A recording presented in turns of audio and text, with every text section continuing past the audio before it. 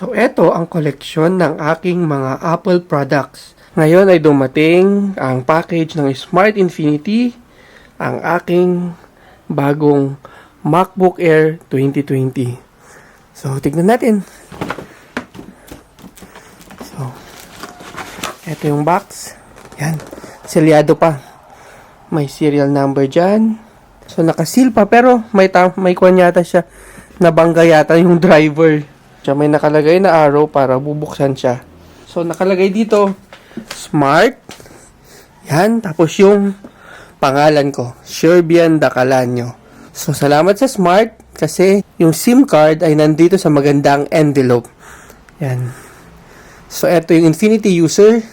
So, kapag bubuksan mo yung envelope, makikita mo yung SIM card. So, ito yung bagong-bago nating SIM card sa Smart Infinity. Unlimited internet to. So, bubuksan na natin tong... Wow! Yun na. Itong box. Yan. Sorry, mahirap mag-video ng nagbubukas tapos nagbi-video ka. Yan. Yan, tignan natin. Oops. Paano ba? Yun. Ito. Yan. So, nandito na yung tada! MacBook Air. Ito yung bagong-bagong MacBook Air 2020. So, salamat muli sa Smart Infinity. So, tingnan na natin. Ay, ang ganda. So, yan. So, hihilahin na natin. Okay. So, napaka-elegante siyang tignan, di ba? Actually, lahat naman ng mga boxes ng Apple products ay eleganteng tignan. Apple Pencil. Meron akong iPad. Apple Smart Keyboard. Yan yung MacBook Air 2020. So, ngayon ay dahan-dahan nating bubuksan. Actually, barubal ako minsan magbukas, pero yaman din ng bagong-bago tong gadget na to. Dahan-dahanin na natin. So, eto. So, yan. Dahan-dahan tatanggalin. Yan, natanggal na natin. So, yan, MacBook Air 2020. Okay. Tapos, susunod. Yan.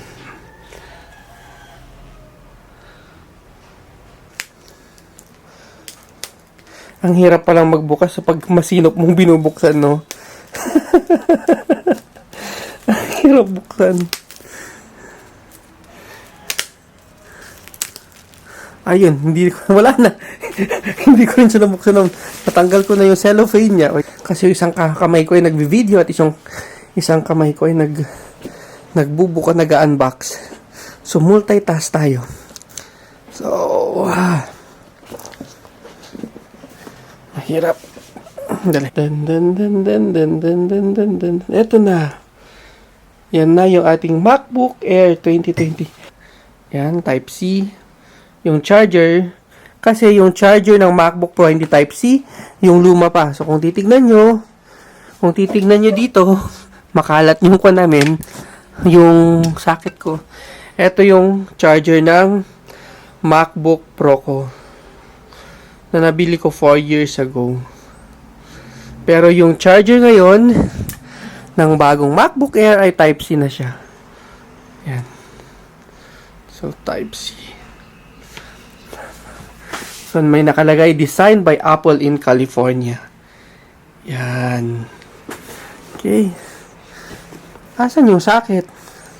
Sandali masyadong atat eh. Yan. Designed by Apple in California. Tapos, eto na yung saksakan niya. Yan.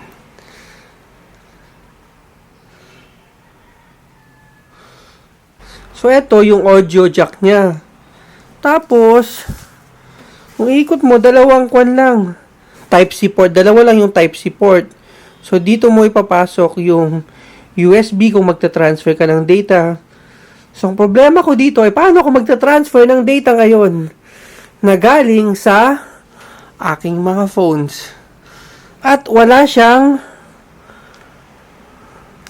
Wala rin siyang... Oh my God. So, nagsisisi na ako ngayon bakit ito yung kinuha ko. Kasi, kung makikita nyo, yung iPad Air, dalawa yung USB port niya. Kaso nga lang, wala siyang port para sa SD card. Etong MacBook Pro, may port siya para sa SD card. Kasi nag-e-edit ako, shoot edit ako ng mga breaking news. So, kailangan ko, pag na-shoot ko na yung breaking news, kailangan ko i-edit agad. So, mamumblema pa ako dito ng pag-i-edit. Kasi may problema na ako dito sa MacBook Pro ko, kasi nga yung audio niya, may problema na yung audio niya. Tignan nyo siya ha, may may lalagyan ng SD card, meron siyang HDMI port, may USB port, tatlo na dito sa isang side, tapos dito sa isang side, i-flip natin. Ang dami niyang port, tignan mo to. Meron yung saksakan,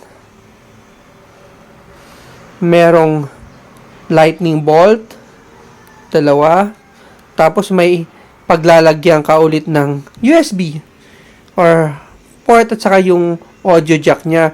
Eto, 1, 2,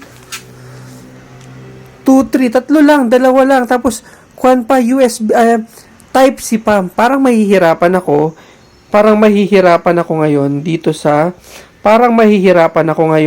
sa MacBook Air ko. So, ang problema ko ngayon ay yung pagta-transfer ng file. So, kanina namumroblema ako dun sa Type-C na dalawa lang. So, meron pala akong nahanap na etong adapter na to. So, meron siyang Type-C. Ito. Tapos, meron siyang pang USB. At meron din siyang ito. Yan. Pang iPhone, iPad. At saka ito yung pang SD card at micro SD. So, ito yung Type-C. Perfect siya dito. Yan, Type-C. So, kailangan mo pa ng adapter. So, buksan na natin.